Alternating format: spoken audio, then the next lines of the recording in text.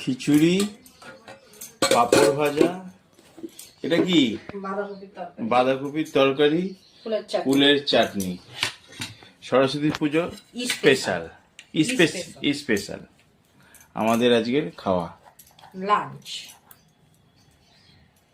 সাথে অল্প করে একটু ঘিটাকে একটু গলিয়ে নিতে হবে। গলাই আছে দেখো। ওকে, বেশি দিও না, অল্পই দিচ্ছি। ব্যাস, থ্যাংক ইউ।